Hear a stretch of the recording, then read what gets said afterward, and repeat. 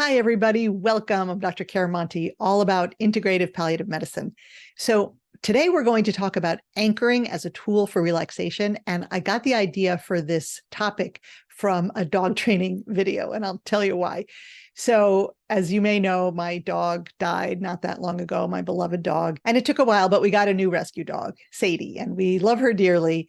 And we're thrilled to death to have her. But although she's a wonderful dog, most of the time she's very reactive with other dogs and outside when we're on a walk. So I've been watching dog training videos to try to figure out how to help her reactivity. And one of the suggestions of the trainer was to give her an anchor for feeling calm. And here was the suggestion that she had: either grab the collar when we are on the couch and we're cuddling and we're snuggling and she feels really relaxed, or maybe sort of gently pull on her ears, rub her ears, again, when we're on the couch and we're snuggling and she's happy and relaxed. The idea is to have her associate some physical feeling with being calm and happy and relaxed. And when we're out and about, once we can make that be an anchor, rubbing her ears, pulling gently on her ears, or holding onto her collar, whatever we decide is her anchor, will help her calm her body down, because it will bring back that feeling that she feels when she's on the couch. So this idea that we're going to use with our dog is the same sort of idea that I have used with patients many, many times. And so I wanted to share that with you. The idea is familiar, I think. We all know about Pavlov's dogs, right? Pavlov rang a bell and fed his dogs meat, rang a bell, fed them meat, rang a bell, fed them meat. And then over time, he would ring a bell and they would salivate because they knew meat was coming. They'd associated those two things.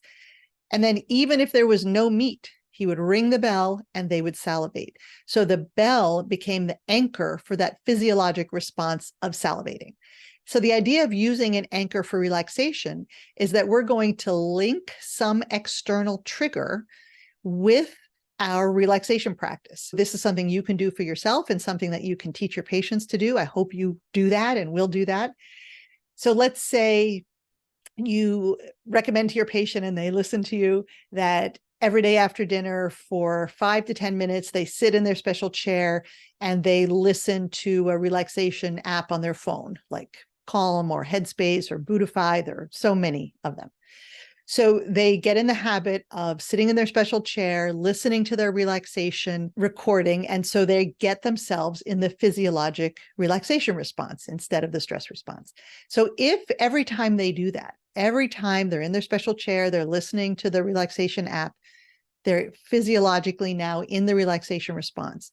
If every time they do that, they have some other external trigger, something in their body that they do, they will learn without intending to, not consciously, they will connect that trigger with that feeling of relaxation. And then the trigger becomes the anchor for that feeling of relaxation. And the reason that matters is then when they're out in their day, they're in the market or in a work meeting, if they do their trigger, their anchor, they can help stimulate that relaxation response in their body, even if they can't be listening to the app right then. What kind of triggers can we use? One great one is using our olfactory sense, aromatherapy. So you can have a little bottle of essential oils, and every time you're sitting in your special chair doing your relaxation exercise, you smell that scent, or you can have a diffuser so that whenever you sit down, you turn on the diffuser and that scent just is all around you. So then when you're out, you can have in your bag a little Tupperware with cotton balls, and then you can put some drops of the essential oil in there and cover it up, and that will last for at least a week, sometimes more. Or you can have a bottle of essential oil that you can just open and smell, or they have roll-ons, you can put it on your wrist or open it and smell it. So you can have the essential oil in your bag when you're out. And if you have anchored your relaxation practice to that smell, when you're out and you smell the smell, you will feel your body go into the parasympathetic nervous system state, the relaxation state, because you have anchored that state to that scent. Now, you don't have to use aromatherapy if that's not your thing. Personally, I use rubbing my forefinger with my thumb.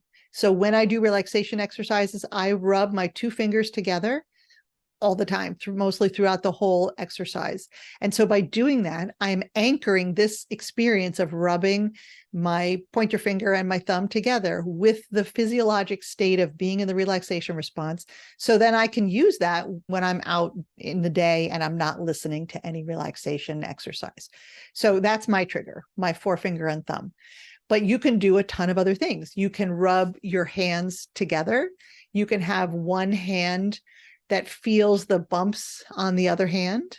You can choose to touch one part of your body. So you can say, while I do my relaxation exercises, I take my right hand and I put it on my left arm, so that after you have linked those two things together, anchored those two things together, when you're out, if you do that, you touch your left arm with your right hand, you will stimulate the relaxation response. You can have a worry stone, a smooth rock that you feel while you're doing a relaxation response, and then you can have another one in your pocket. You can put your tongue on the top of your mouth so that when you're doing your relaxation exercises, you push a little bit on the top of your mouth.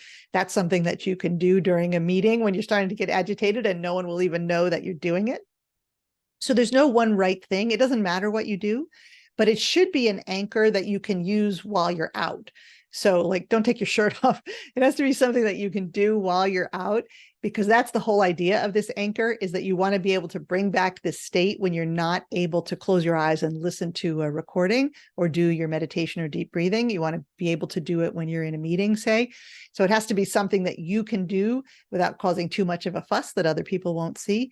But I highly, highly recommend that you do this. So pick an anchor.